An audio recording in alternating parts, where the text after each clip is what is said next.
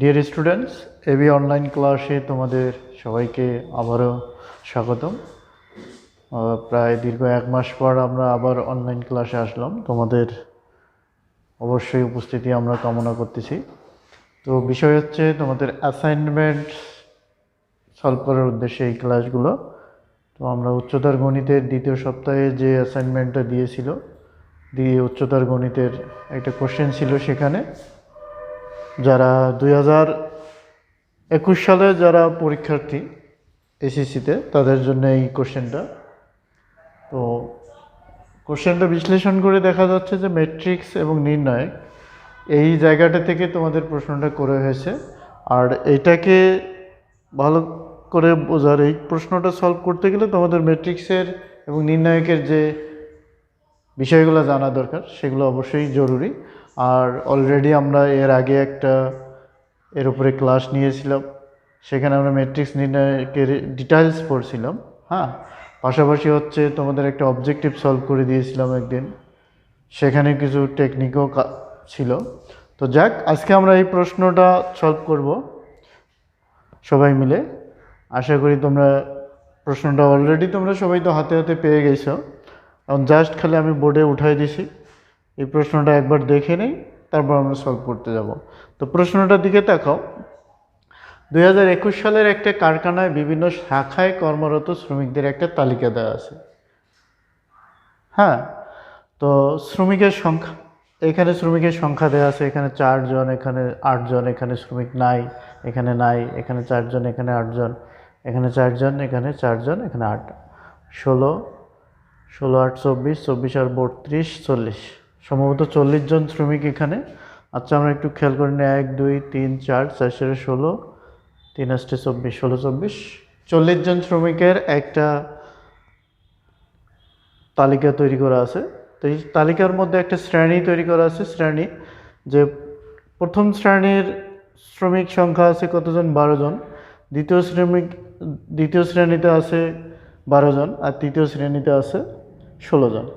হ্যাঁ, আবার দেখা যাচ্ছে উৎপাদন কাজে নিয়োজিত আছে যারা, এই 4 জন, 8 জন, 4 জন, এই কয়েকজন, 8, 4, 12, 4, 16, এই 16 জন উৎপাদন কাজে নিয়োজিত। আর এই 8 জন হচ্ছে বিপণন কাজে, আর 8 জন, 8 আর 16 জন হচ্ছে বিতরণ কাজে, মানে বিতরণ। আচ্ছা, এই শ্রম মানে এইটা একটা শাখা। মনে করি আমরা যদি একটা গার্মেন্টস ফ্যাক্টরিকে চিন্তা করি, সেটা একটা সেক্টর, অথবা একটা ফ্লোরকে বলা হচ্ছে এই ফ্লোরে এই টাইপের কিছু কর্মচারী আছে, এই টাইপের কিছু কর্মচারী আছে। তো এখানে 3 টাইপের আছে, একটা উৎপাদন, বিপণন এবং বিতরণ। আমরা ওইদিকে যাচ্ছি না। হ্যাঁ, তো ব্যাপারটা হচ্ছে 4 জন, 8 জন, টোটাল আর কি 40 জন শ্রমিক এই শাখাটাতে কাজ করতেছে। এবং কাজ করার ক্ষেত্রে এখানে তোমাদের বলা আছে ছকের সংখ্যাগুলি যদি একটা 3x3, 3x3-এর যদি একটা ম্যাট্রিক্স নির্দেশ করে, তাহলে উৎপাদন, বিপণন এবং বিতরণ যে শাখাতেই কর্মরত থাকুক না কেন, একই শ্রেণীভুক্ত, এখানে 12 জন, এখানে 12 জন, এখানে 16 জন, এরা কিন্তু এক একটা করে শ্রেণীভুক্ত। সেই শ্রেণীভুক্ত শ্রমিকের মাসিক বেতন হবে একই। বলা হচ্ছে পদবি যাই হোক না কেন, বেতনগুলো তাদের একই হচ্ছে। এই শ্রেণীতে যারা আছে তারা একরকম বেতন পাবে, এই শ্রেণীতে যারা আছে তারা একরকম বেতন পাবে, এই শ্রেণীতে যারা আছে তারা একরকম বেতন পাবে। মানে তাদের রকমটা থাকবে একই, সবাই একই না, শ্রেণী অনুযায়ী তাদের বেতনের একটা ধরন আছে। ঠিক আছে, তারপরে ওই জায়গা থেকে আমাদের কিছু প্রশ্ন তৈরি করে দিয়েছে। এই প্রশ্নগুলো আমরা বোঝার চেষ্টা করব। প্রথম কোশ্চেনটা হচ্ছে ক নাম্বার, যে প্রতিসম কি না যাচাই করো, কে এ। এখান থেকে আমরা যে এই যে একটা ম্যাট্রিক্স পাচ্ছি, 1, 2, 3, 1, 2, 3, 3x3-এর একটা ম্যাট্রিক্স তৈরি হচ্ছে। সেই ম্যাট্রিক্সটা আসলে প্রতিসম কিনা সেটা যাচাই করতে বলতেছে। ঠিক আছে, আমরা নাম্বার ডিস্ট্রিবিউশনে পরে যাব, আগে প্রশ্নগুলো বোঝার চেষ্টা করি। তারপরে খ নাম্বারের প্রশ্নে বলা আছে যে একটা ইকুয়েশন দেওয়া আছে, যে ধরনের প্রশ্নগুলো আমরা বেশ কয়েকবার করেছি, অর্থাৎ a² - 7a + 6i3, এইটা যদি কোনো একটা রাশির সমান হয়, সেই রাশিটাতে যে এক্স আছে সেই এক্সের মান বের করতে বলছে আমাদের। হ্যাঁ, এই এক্সের মান আমরা বের করব। বের করার আগে আমরা বিস্তারিত পড়ে যাচ্ছি, আগে প্রশ্নগুলো দেখে নেই। যে এই এ তো আমরা ওখান থেকেই পাবো, আর বাড়তি কি আছে I3। I3 হচ্ছে আইডেন্টিটি ম্যাট্রিক্স। I3 ম্যাট্রিক্স আমরা জানি, তোমরা তো দেখে যাচ্ছ। I3 হচ্ছে 0 0 0 1 0, হ্যাঁ, আর 0 0 1, অর্থাৎ যে ম্যাট্রিক্সের কর্ণ ম্যাট্রিক্স বরাবর উপাদান থাকে তাই কর্ণ ম্যাট্রিক্স বলা হচ্ছে। আর এই কর্ণ ম্যাট্রিক্সের উপাদানগুলো যদি 1 হয় শুধু, তাহলে সেই ম্যাট্রিক্সকে বলা হচ্ছে আইডেন্টিটি ম্যাট্রিক্স অথবা অভেদ ম্যাট্রিক্স। ঠিক আছে, যাক, আইডেন্টিটি ম্যাট্রিক্সের কাজ কি এটা আমরা পরবর্তীতে যাচ্ছি, আমরা অনেক আলোচনা করার সময় পাবো এই বিষয়গুলো নিয়ে এই অঙ্কের মাধ্যমে। এই অঙ্কের মাধ্যমে আমরা পুরো অধ্যায়ের বিষয়বস্তু জানার চেষ্টা করব, কিন্তু বিষয়টা কাজ করতেছে আমাদের পূর্বের জানা অভিজ্ঞতাগুলোকে এখানে কি করতে হবে, কাজে লাগাইতে হবে। গ নম্বরে একটা প্রশ্ন সেট করে দিয়েছে যে বি একটা ম্যাট্রিক্স যদি হয় তাহলে এবি, এ বলতে ওখান থেকে এবি সমান বি এ, এইটা ক্যালকুলেট হবে। ও সরি, এখানে I3 সামনে সম্ভবত একটা সংখ্যা ছিল 80 I3, 80 I3। আমি কোশ্চেনটা একটু দেখে নেই। হ্যাঁ, 80 I3। তো 80 I3 এই প্রশ্নটা সলভ করতে হবে। অর্থাৎ খেয়াল করে দেখো, এই যে এ স্কোয়ার বানানোর জন্য যে আমরা এ গুণন এ করব, তো অনুরূপভাবে এর জায়গায় এ থাকবে, বি এর জায়গায় বি এর মানটা দিয়ে আমরা গুণ করবো, অথবা বি এ গুণ করে দেখব এই 80 I3 ম্যাট্রিক্সটা পাওয়া যায়। I3 বলতে এই ম্যাট্রিক্স। ঠিক আছে, ঘ নম্বরে আরেকটা প্রশ্ন দিয়েছে আমাদের জন্য, এমন একটা ম্যাট্রিক্স সি, এমন একটা ম্যাট্রিক্স, সেটা হচ্ছে তার পরিচয় হচ্ছে সি, নির্ণয় করতে হবে যেখানে এসি সি এ সমান হচ্ছে I3।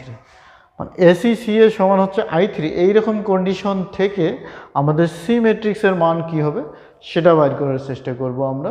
হ্যাঁ, এবং করব আর কি। এটা হচ্ছে ঘ নম্বর কোশ্চেন। আর নম্বর কোশ্চেন দিয়েছে আমাদের যে উৎপাদন, বিপণন এবং বিতরণ শ্রমিকদের মাসিক মোট বেতন, মানে তাদের একটা করে মাসিক বেতন দেওয়া আছে। যারা উৎপাদন কাজে নিয়োজিত তাদের টোটাল টাকাটা দিছে 1,96,000। বিপণন কাজে যারা আছে তাদের 88,000 টাকা দেওয়া আছে, এবং বিতরণ কাজে যারা আছে তাদের টোটাল টাকাটা দেওয়া আছে 2 লক্ষ টাকা।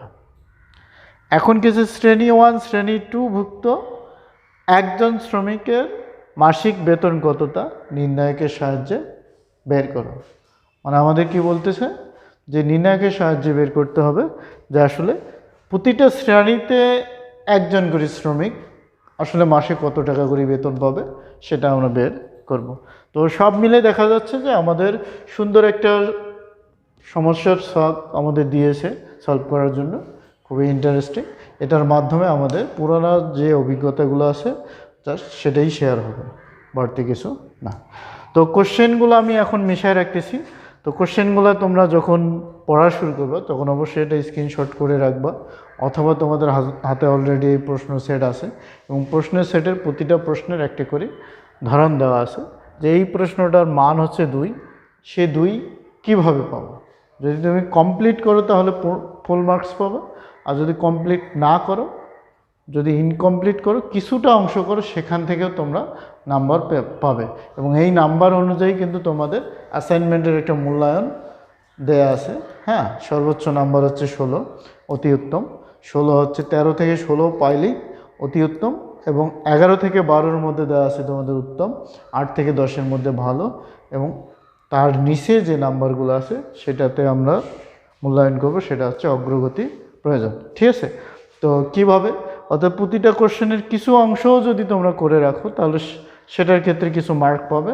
সেটা পাশে কিন্তু সুন্দরভাবে নির্দেশনা দেওয়া আছে যে ওই যে যাচাই করো, আমরা প্রশ্নটা একটু মিলাই নেই, যে এই যাচাই করো কথাটা শেষ পর্যন্ত যাইতে পারলে আমাদের নাম্বার হবে 2, আর যদি আমরা এখানে এটি নির্ণয় করি, মানে অর্ধেক কাজ করি, তাহলে 1 পাবো। পরের কোশ্চেনটাতে এক্স নির্ণয় করতে পারলে আমরা 3 পাবো। এক্সের মান নির্ণয় করতে পারলে 3 পাবো। আর যদি ওর কিছু কিছু অংশ করতে পারি, এটা করতে পারি, অথবা এটা যোগ বিয়োগগুলো ঠিকভাবে করতে পারি, সেক্ষেত্রে কিছু নাম্বার পাবো।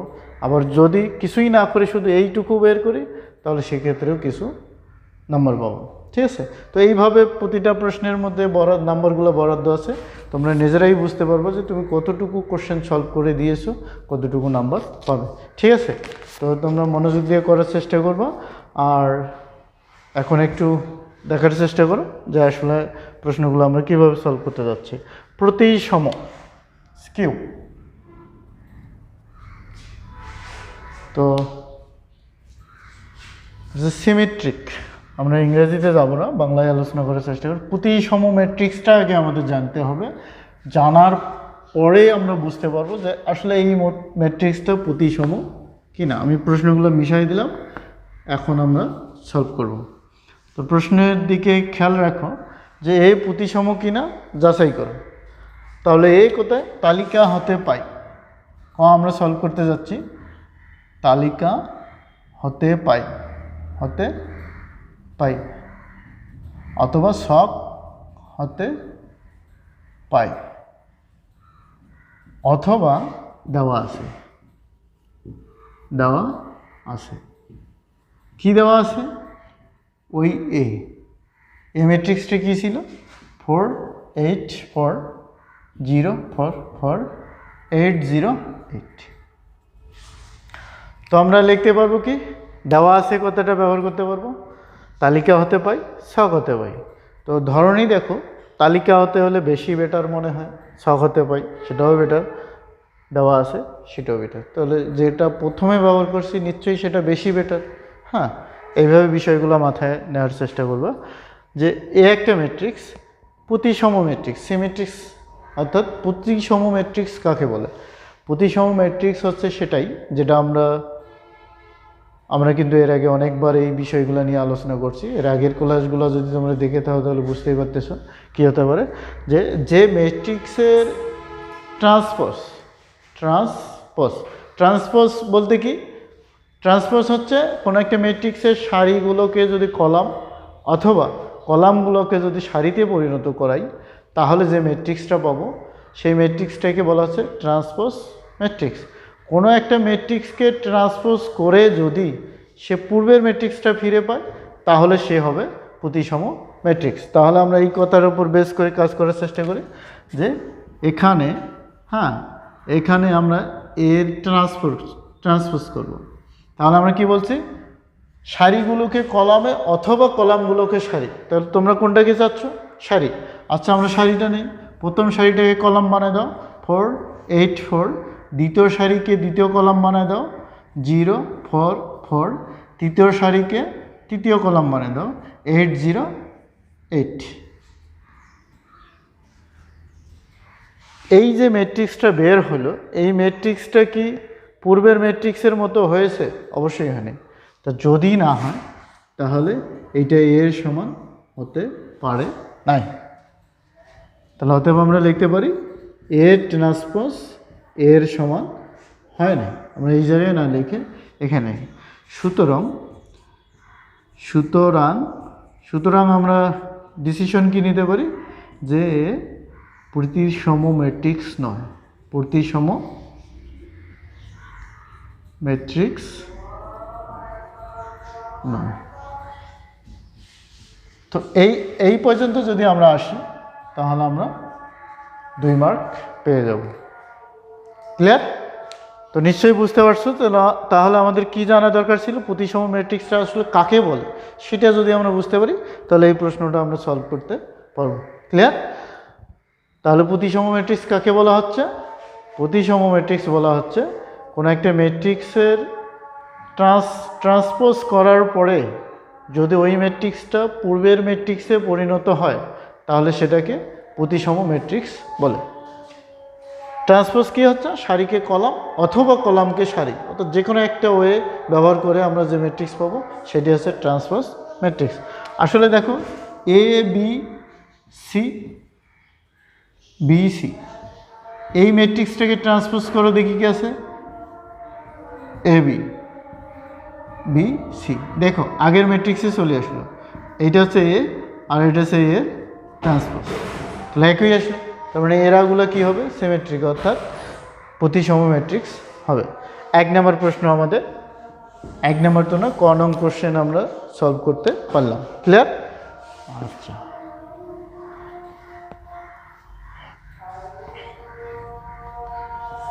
এবার খয়ে আসো। খয়ে প্রশ্নটা কি ছিল? এ square minus 7a plus 6i3 সমান হচ্ছে টয়েস এক্স হলে এক্স ইকুয়াল হোয়াট? মানে এক্সের মান নির্ণয় করো। আমি একটু শর্ট করে লিখলাম। তাহলে এখানে আমাদের মুখ্য বিষয় হচ্ছে এ স্কয়ার বাইর করবো। এ স্কয়ার দেওয়া আছে, দেওয়া আছে এ সমান কত আছে? দেওয়া আছে এ সমান হচ্ছে 484,044,808। এটা কি আছে? এই ম্যাট্রিক্সটা দেওয়া আছে। তো আমরা এর বর্গ করব।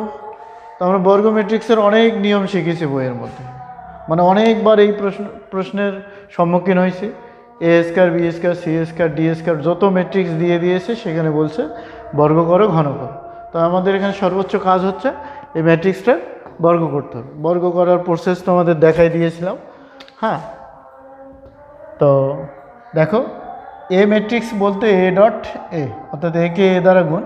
তো এ কে এ দ্বারা যদি গুণ করি 484,044,808, হ্যাঁ, এটার সঙ্গে গুণ করতে হবে 484,044,808।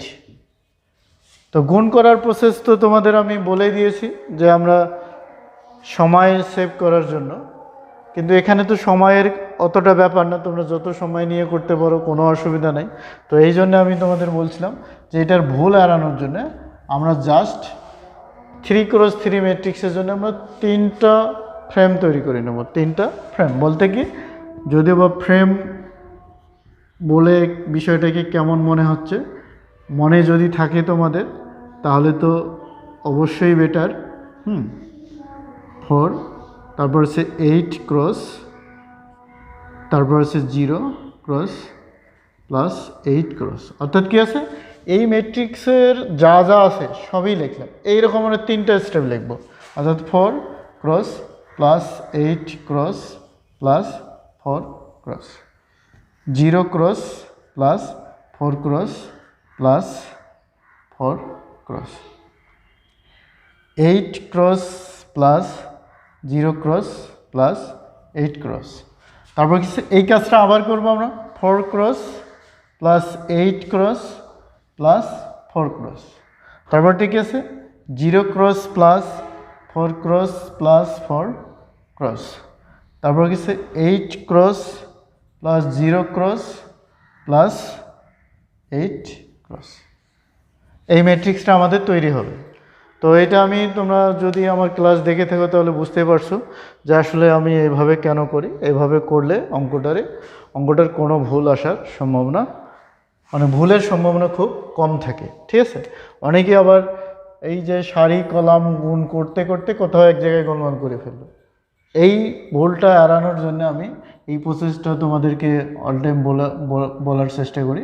তোমরা এখন চেষ্টা করো এই যে 4 সবগুলাই 4, প্রথম কলামে 4, পরের কলামে 0, তারপরের কলামে 8। প্রথম কলামের কাজ শেষ। এবার দ্বিতীয় কলামে প্রথম কি আছে 8, তারপরের কলামে কি আছে 4, তারপরের কলামে আছে ওই কলামে আছে 0, তৃতীয় কলাম শেষ। এবার তৃতীয় কলাম 4 4 4 4 4 4 8 8 8। তো এটাকে ক্যালকুলেশন করলে কত আসতেছে দেখো, 4 4 16, 4 8 32, 16 আর 32 কত হচ্ছে 48 আসতেছে। তো এটা আমি ক্যালকুলেশন করতে তো একটু সময়ের প্রয়োজন, তো সময়ের আগে আমি ক্যালকুলেশনটা করে রেখেছি। জাস্ট এখান থেকে আমি মানটা বসাই দিচ্ছি তোমাদের। মানটা হচ্ছে তোমার 48 মাইনাস 64, 48 মাইনাস 64, তারপরের মানটা হচ্ছে 80 32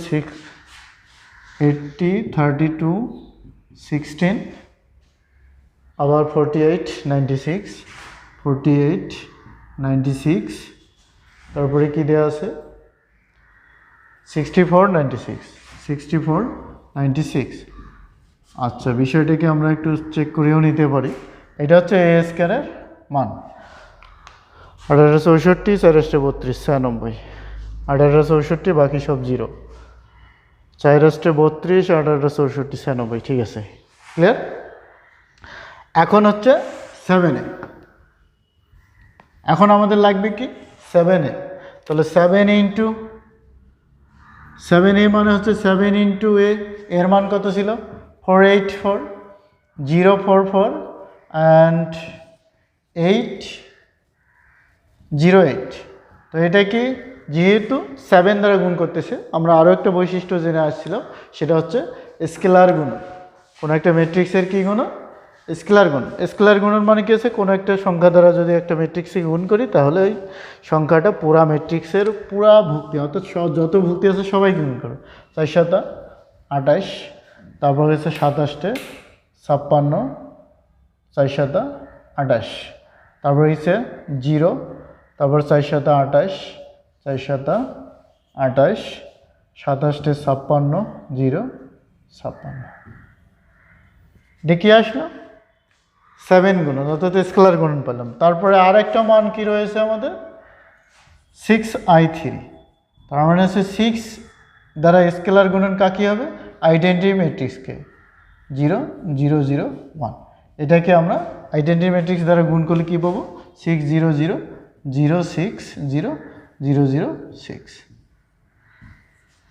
এখন যোগ বিয়োগ করে এই ক্যালকুলেশনটা করলে আমরা একটা রেজাল্ট পাবো। সেই রেজাল্টটা আমি একবারে সাজাই দিচ্ছি না, আমি রেজাল্টটা একবারে উঠাই নিচ্ছি।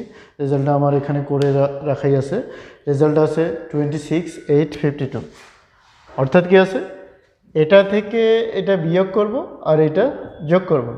তো 48 থেকে 28 বিয়োগ করলে কত হচ্ছে 20, আর 6 হচ্ছে 26। তো আমরা পুরো রেজাল্টটা নিয়ে নিচ্ছি। হ্যাঁ, এভাবে সময় নষ্ট না করে আমরা রেজাল্টটা করে নেই যে আসলে এ স্কয়ার মানে 7a প্লাস 6i3 এটার সমান একটা রেজাল্ট পাওয়া যাবে। সেই রেজাল্টটা আমি একবারে লিখছি 26852, 26852। তারপরেরটা হচ্ছে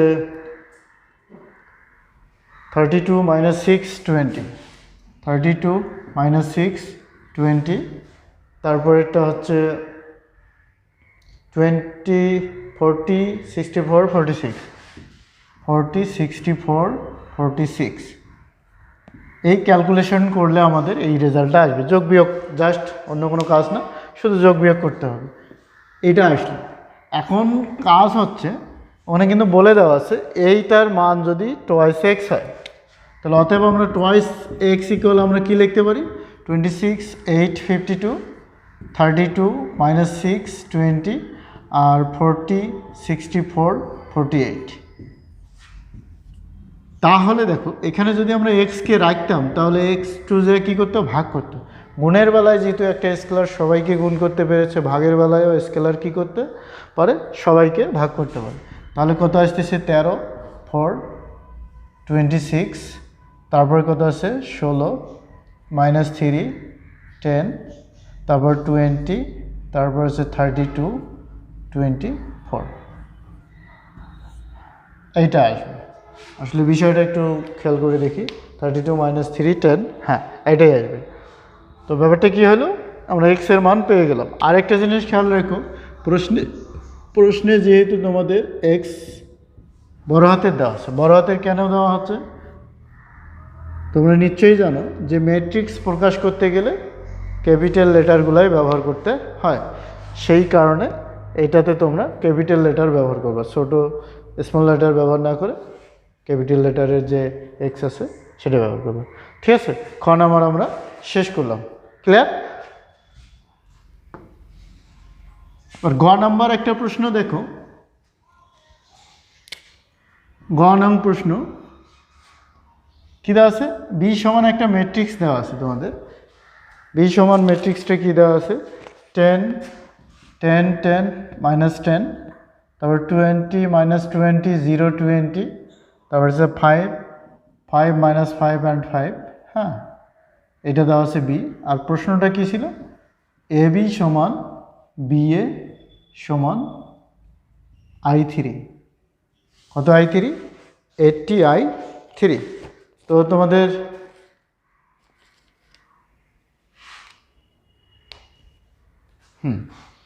তা এখন দেখো, আমরা কিছুক্ষণ আগে এ ক্রস এ যেভাবে করলাম, তাহলে আমরা এ ক্রস বি করতে পারবো না? অবশ্যই পারবো। তাহলে এ ক্রস বি মানে কি? মানে এ আর বি এর মধ্যে গুণ যদি করি, অর্থাৎ এ বি যদি করি, হ্যাঁ এ বি যদি বের করতে যাই, তাহলে এর মানটা কি ছিল? 484044 অ্যান্ড 808, এটার সঙ্গে গুণ করতে হবে 10 10 মাইনাস 10, হ্যাঁ মাইনাস 20 0 20 5 মাইনাস 5 আর কি আছে 5। যদি আমরা এটাকে গুণ করি, তাহলে আমি কিছুক্ষণ আগেই তোমাদের যে নিয়মটা দেখালাম গুণের ক্ষেত্রে কি আছে, 4 প্লাস 8 প্লাস 4, তারপর কি আছে 0 cross plus 4 cross plus 4, 8 cross plus 0 cross plus 8 cross. তো আমরা এরকম কয়টা করব? তিনটা স্টেপ করে নেব। একটা কলাম, দুইটা কলাম, তিনটা। আমরা একটাই আগে চেক করি। 10 10 10 10 10 10 মাইনাস 10 মাইনাস 10 মাইনাস 10, 8 10 80, 8 10 80। তাহলে কি দাঁড়াচ্ছে? আমরা জাস্ট এবিটা একটু দেখিয়ে নেওয়ার চেষ্টা করি আসলে কি আসে। এবির একটা কলাম নিয়ে কাজ করতেছি।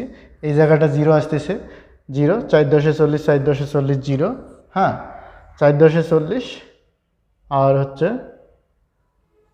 4 10 40, 8 10 এই জায়গাটাতে কত আসতেছে?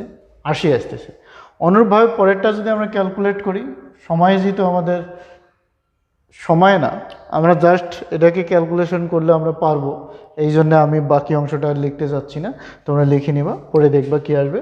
0 0 80 0 0 80, এই টার্মটা চলে আসবে।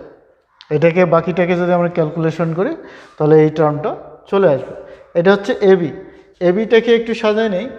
এবি আসলে যদি আমরা এখানে যদি 80 কমন নেই, তাহলে কী দাঁড়াচ্ছে? 1 0 0 0 1 0 0 0 1, এই টাইপটা আসতেছে এবির মান। এখন দেখো তো 80, এটাকে কি বলা হচ্ছে? অভেদ ম্যাট্রিক্স 3 ক্রস 3, অর্থাৎ 3 এবং 3 ক্রমের একটা অভেদ ম্যাট্রিক্স আসতেছে। তাহলে এবি সমান এটা আসতেছে। ঠিক অনুরূপভাবে যদি আমরা বি একে গুণ করি, সেখানেও 80 I3 আসবে। এটাকে আমরা 1 নাম্বার বলতে পারি, এটাকে 2 নাম্বার। অনুরূপভাবে সব ম্যাট্রিক্সে কিন্তু আসে না, আমরা এই ধারণা কখনোই নেব না যে এবি আর বি এ একই জিনিস, তা না। কিছু কিছু উপাদানের ক্ষেত্রে এবি এবং বি এ একই আসে, ঠিক আছে? তো এই যে 1 আর 2 যে আমরা পাইলাম, 1 আর 2 যদি ক্যালকুলেট করি, যে আসলে এবি সমানও যদি 80 I3 হয়, আর বি এ সমান যদি 80 I3 হয়, তাহলে কি আমাদের যেটা প্রশ্নে চাওয়া হচ্ছে সেটা প্রমাণ হয়ে যাচ্ছে। ক্লিয়ার? ওকে। তো প্রশ্নটা তোমরা এভাবে সাজাবা, হ্যাঁ প্রতিটা স্টেপের জন্য তোমাদের নাম্বার রয়েছে, তোমরা স্টেপ অনুযায়ী প্রশ্নগুলো সলভ করতে পারো। আর যদি সম্পূর্ণ প্রশ্ন সলভ করতে পারো, তাহলে তো ফুল মার্ক পেয়ে যাচ্ছ, হ্যাঁ। তো অবশ্যই তোমরা সব কোশ্চেনের অ্যান্সার তোমরা দিতে পারবা। আর ঘ নাম্বার কোশ্চেনটাতে যাই। ঘ নাম্বার কেসে সি এমন একটা ম্যাট্রিক্স নির্ণয় করতে হবে, এসি সমান সি এ সমান হচ্ছে I3, এইরকম একটি কন্ডিশন দিয়ে বলছে সি সমান হোয়াট। তো সি বাইর করবো। তো তার আগে তোমরা একটু জানো অভেদ ম্যাট্রিক্স কাকে বলছে। অভেদের কাজ হচ্ছে সে যার সঙ্গেই যাক না কেন, এই ততটা কোনো ফায়দা করতে পারে না। সেটা যোগ করুক বিয়োগ, যোগের ক্ষেত্রে কাজ করে, গুণের ক্ষেত্রে তার রেজাল্ট যা আসে তাই। একটা অভেদ ম্যাট্রিক্স যদি একে যদি আমরা আইডেন্টিটি দ্বারা গুণ করি, হ্যাঁ তাহলে আমরা এই পাবো। একে আইডেন্টিটি দ্বারা গুণ করলে আমরা এই পাবো। তাহলে আইডেন্টিটি এটা সমান কি হবে, এ ইন্টু এ ইনভার্স। তাহলে আমরা ডিসিশন নিতে পারি যে একটা ম্যাট্রিক্সকে আরেকটা ম্যাট্রিক্স যদি গুণ করা হয়, তার রেজাল্ট যদি I3 হয়, তাহলে আমরা লিখতে পারি ডাব্লিউ সমান I3 এ ইনভার্স লিখতে পারবো। আর আমরা তো কিছুক্ষণ আগে দেখলাম যে আই এর সঙ্গে যেই গুণ হয় না কেন এ ইনভার্সই থাকবে, অর্থাৎ কি আছে, আইডেন্টিটির সঙ্গে যেই গুণ হয় না কেন সেইটাই থাকে, অর্থাৎ কি আছে, ডাব্লিউ হচ্ছে এ ইনভার্সের সমান। তাহলে আমরা অনায়াসে বলতে পারি যে এসি সমান যদি I3 হয়, তো অবশ্যই সি সমান হচ্ছে এ ইনভার্স। আমরা অভেদ ম্যাট্রিক্স অথবা আইডেন্টিটি ম্যাট্রিক্সের ফর্মুলা থেকে আমরা এটা লিখতে পারবো যে এসি যদি I3 হয়, সি অবশ্যই এ ইনভার্স, অথবা সি এ যদি I3 হয়, অবশ্যই সি হবে এ ইনভার্স I3, তাই তো? তার মানে হচ্ছে এ ইনভার্স সি। আমি তো পূর্বেই বলে দিছি যে আইডেন্টিটি ম্যাট্রিক্স যাকেই গুণ করুক না কেন, তার রেজাল্ট কী হবে, যাকে গুণ করবে সেই হবে তার রেজাল্ট, ওই আইডেন্টিটার ভ্যালুটা তখন কাজ করে না। সেক্ষেত্রে আমরা বলতে পারি যে এখানে যদি এ ইনভার্স নির্ণয় করতে পারি, তাহলে এটা ওয়ান বেটার। তো ইনভার্স নিয়মটা একটু প্র্যাকটিস করি আমরা। এ ইনভার্স অর্থাৎ বিপরীত ম্যাট্রিক্সের যে বৈশিষ্ট্যগুলো আছে, আমরা তো একটু আলোচনা করলাম যে এই বৈশিষ্ট্যের কারণে এটা লেখা যায়। তো ইনভার্স ম্যাট্রিক্সের ক্ষেত্রে আমরা কী লিখতে পারি যে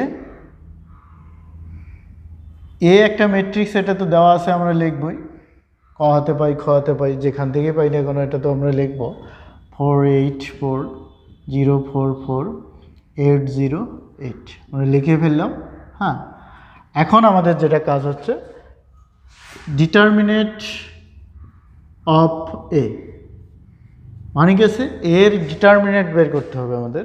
ডিটারমিনেট যদি 0 আসে তাহলে ইনভার্স সম্ভব না, আর যদি 0 না আসে তাহলে সম্ভব।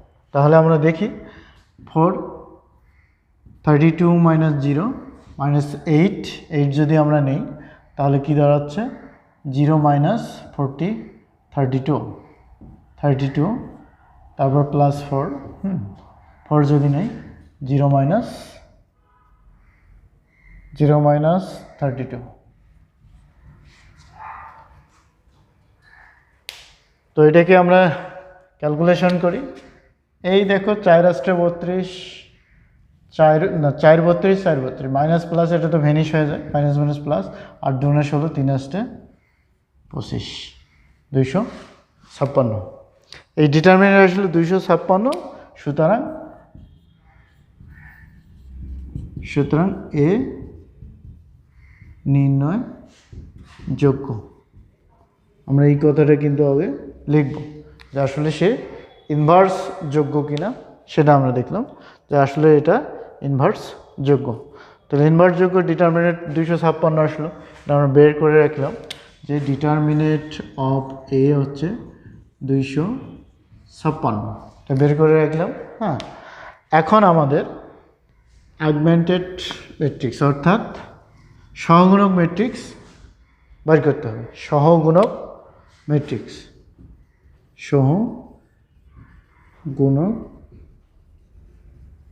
ম্যাট্রিক্সের ক্ষেত্রে কি লিখব আমরা, প্রথম সারি প্রথম কলামের সহগুণক বাই করব।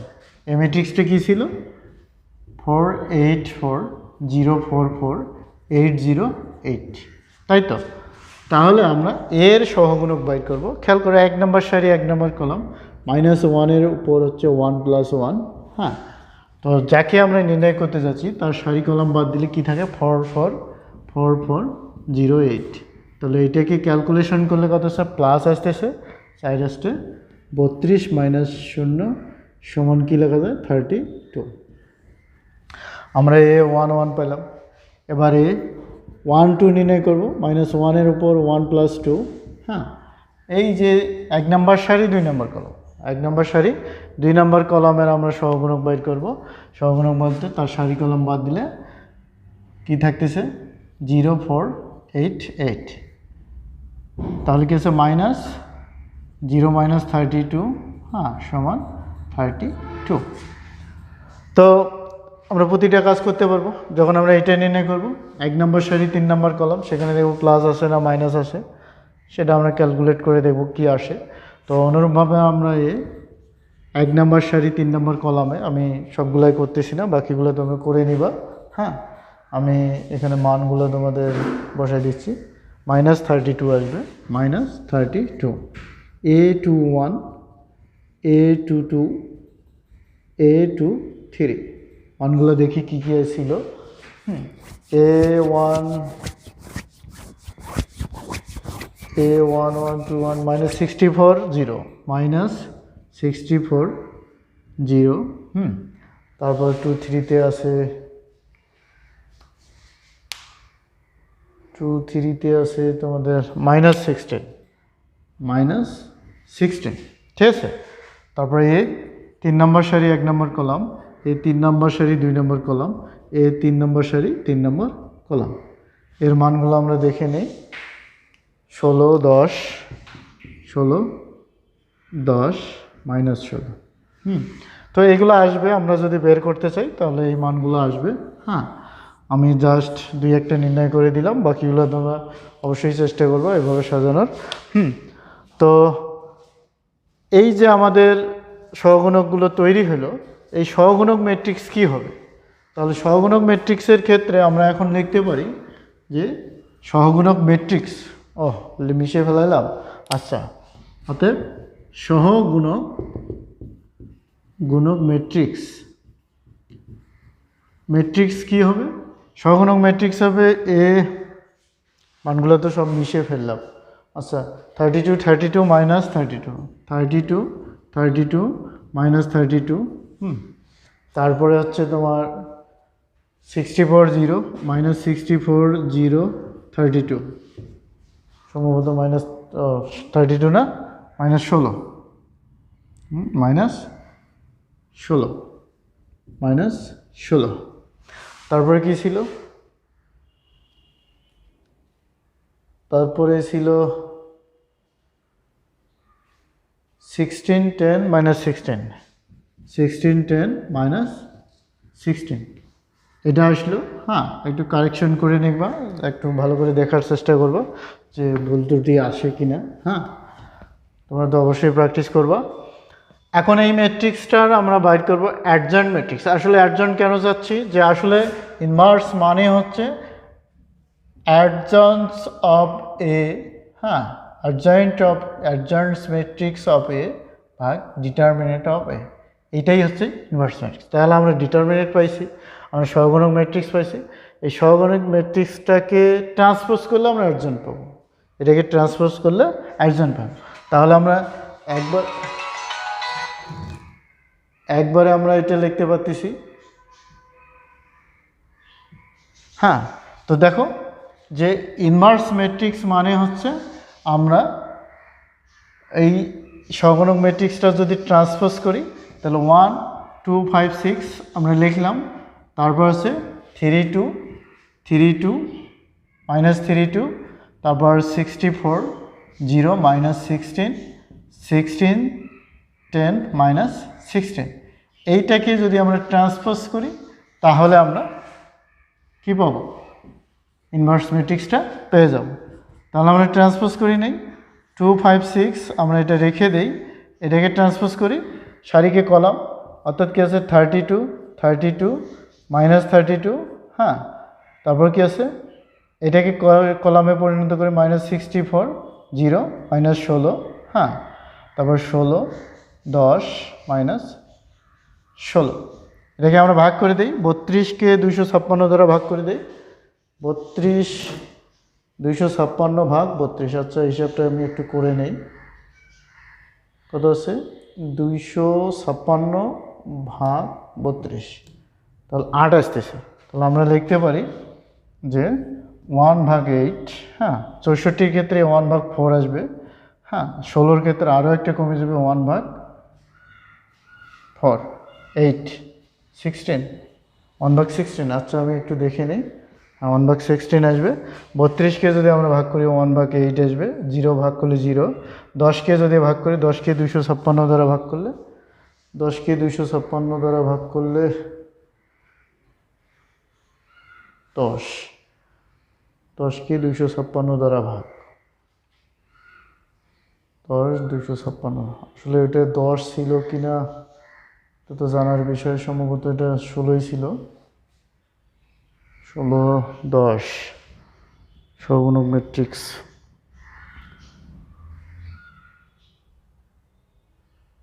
10কে 256 দ্বারা ভাগ করলে 16 116, এই জায়গাটাতে আছে -116 আসতেছে, তাহলে অবশ্যই 16 16 256 -116 216 -116 it's entropy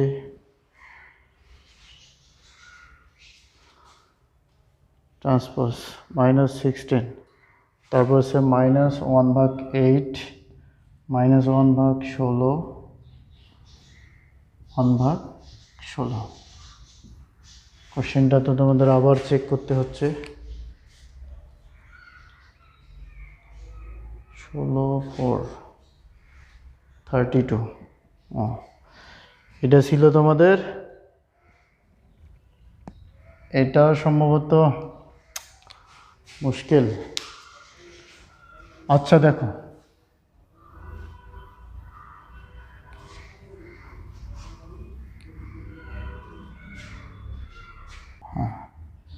তো বিষয়টা হচ্ছে আমাদের এই জায়গায় একটা কারেকশন ছিল।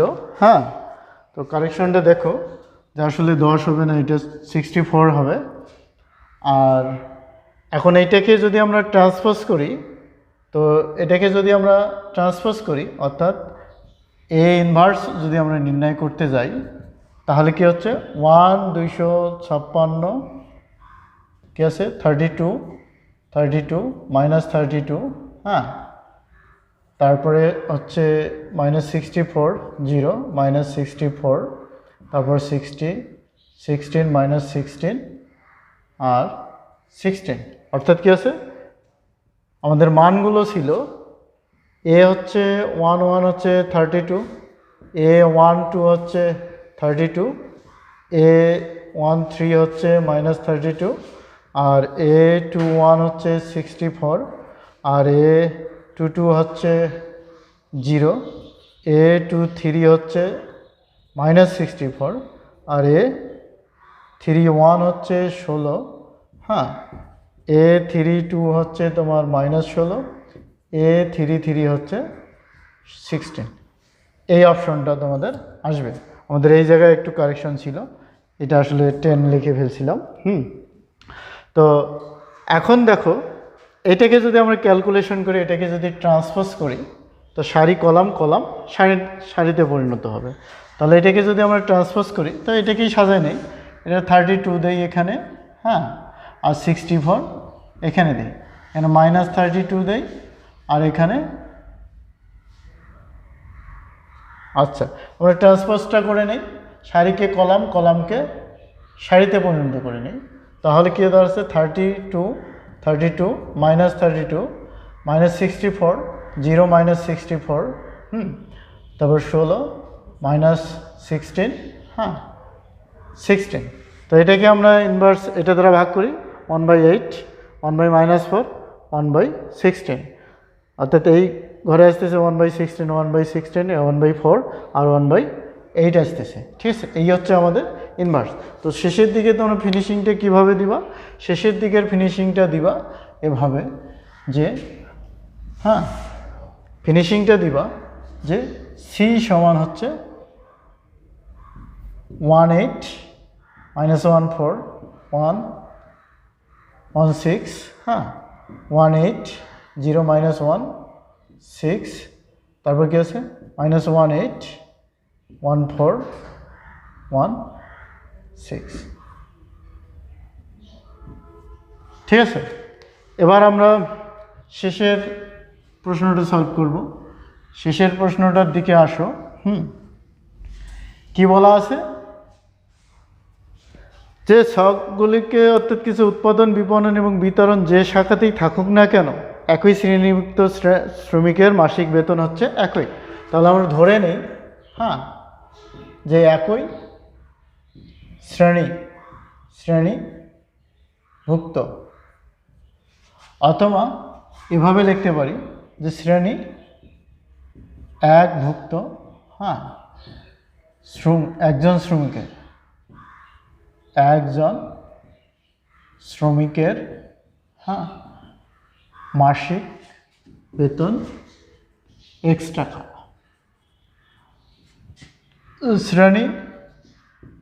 শ্রেণী টুভুক্ত শ্রমিকের মাসিক বেতন Y টাকা ধরলাম, আর শ্রেণী থ্রিভুক্ত একজন শ্রমিকের বেতন ধরলাম Z টাকা।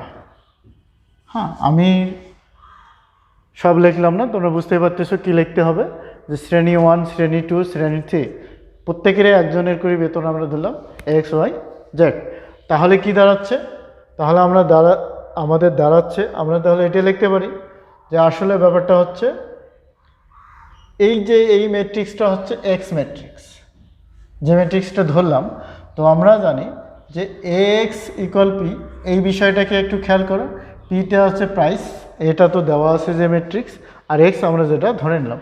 আসলে কি আছে, এই যে এইটার মোট টাকা দেওয়া আছে তোমাদের।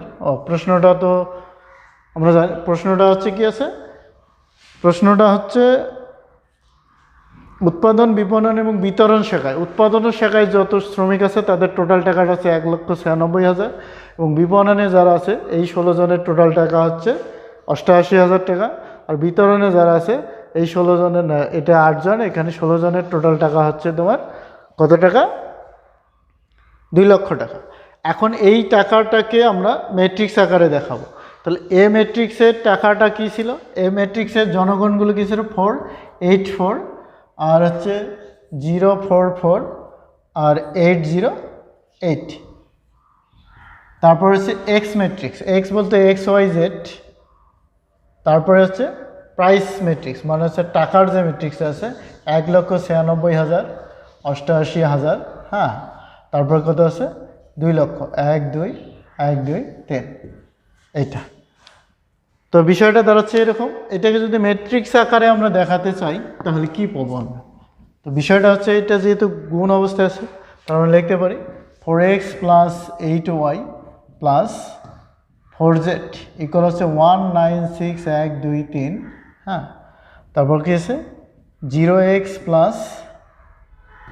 4y + 4z সমান হচ্ছে 88,000, এবং 8x + 0y + 8z সমান হচ্ছে 2। হ্যাঁ, এইটা আসতেছে। তো এইটাকে তোমাকে বলা হচ্ছে যে নির্ণায়কের সাহায্যে সমাধান করতে হবে। কিসের সাহায্যে? নির্ণায়কের সাহায্যে। তাহলে নির্ণায়কের বলতে আমরা নির্ণায়কের 2-1টা নিয়ম আছে, ইনভার্স ম্যাট্রিক্স পদ্ধতি, তো ওটাতে আমরা না যে সব থেকে বেটার হয় ক্রেমার রুল। ক্রেমার রুলটা আমরা খুব আলোচনা, মানে বেশ কয়েকবার আলোচনা করেছি, এবং এর আগের ক্লাসে তো করেছি। হ্যাঁ, তো এই ক্রামারের রুল ব্যবহার করে আমরা এটা সলভ করার চেষ্টা করি।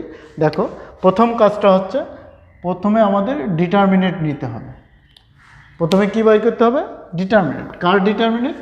এক্স এবং ওয়াই এবং জেড, তাদের সহগগুলো নিয়ে যে নির্ণায়ক। হ্যাঁ, কি আছে?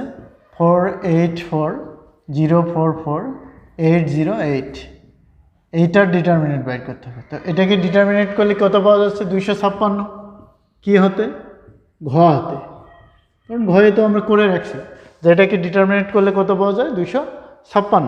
তারপর ডি অফ এক্স বলতে কি? যখন আমরা এক্স নির্ণয় করতে যাচ্ছি, এক্সের জায়গাটা কভার করবে কে? 196,123, তারপর 88,123, 200,123, তারপর কি আছে? 840, তারপর 448। এইটাকে আমরা বিস্তার করব। বিস্তার তোমরা তো জানো, বিস্তার কি আছে? এটা এটা এটা অর্থাৎ সারি বরাবর কলাম বরাবর যে কোনোভাবে বিস্তার করা যায়। তুমি যে কোনো একটা প্রান্ত থেকে বিস্তার শুরু করতে পারো, তুমি চাইলে একে একে একে ব্যবহার করে করতে পারো। তো এই ক্ষেত্রে তোমরা কি করবা, বড় সংখ্যাগুলোকে ধরে বিস্তার করবা। অর্থাৎ কি আছে 1 9 6 1 2 3, এটাকে ধরে বিস্তার করলে কি সারি কলাম বাদ 32 মাইনাস 0, তা মাইনাস আমরা এইটা দিয়ে বিস্তার করি, এটার কি হবে এই পজিশনে কি আছে মাইনাস, মাইনাস কত আছে 8800 ইন্টু সারি কলাম বাদ দিলে 1864 মাইনাস 0, 1864 মাইনাস 0। তারপরে কি আছে আমরা তারপরে যদি এটা দ্বারা বিস্তার করি 2 লক্ষ দ্বারা বিস্তার করি, তাহলে সারি কলাম বাদ 4 32, 32 মাইনাস 16। তো এটাকে আমরা ক্যালকুলেশন করলে কত পাবো দেখো, খেয়াল করো। আমি ক্যালকুলেশনটা এখন আর করতেছি না, ক্যালকুলেশন করলে হচ্ছে 6 2 অত 62,72,000, 62,72,000, 62,72,000 মাইনাস 88,000কে যদি 64 দ্বারা গুণ করি, 88,000কে 64 দ্বারা গুণ করলে 56,32,000, 56,32,000, তার প্লাস 16 হচ্ছে 32 লক্ষ, 32 1 2 3 4 5, কারণ কি আছে 32 থেকে 16 বাদ দাও, 16 থাকতেছে 16 দ্বারা যদি 2 লক্ষকে গুণ করি 32 লক্ষ। তো এটাকে টোটাল ক্যালকুলেট করলে আমরা রেজাল্টে কত পাচ্ছি 38,40,000, 38,40,000। এটা আমরা পেলাম ডিএক্স। তাহলে ডিএক্স কত পেলাম 38,40,000। এবার ডিওয়াই নির্ণয় করবো আমরা। এবার আমরা কি নির্ণয় করতে যাচ্ছি ডিওয়াই, ডিএক্স তো আমরা শেষ করছি, এখন ডিওয়াই নির্ণয় করব। তো ডিওয়াই যদি আমরা নির্ণয় করতে যাই তাহলে কি দাঁড়াচ্ছে 408, এটা ঠিকই থাকতেছে, ওয়াই জায়গাটা জাস্ট এই বড় সংখ্যাটা দ্বারা কি হবে চেঞ্জ হবে 88,000, তারপর হচ্ছে 2 লক্ষ, তারপর হচ্ছে 448।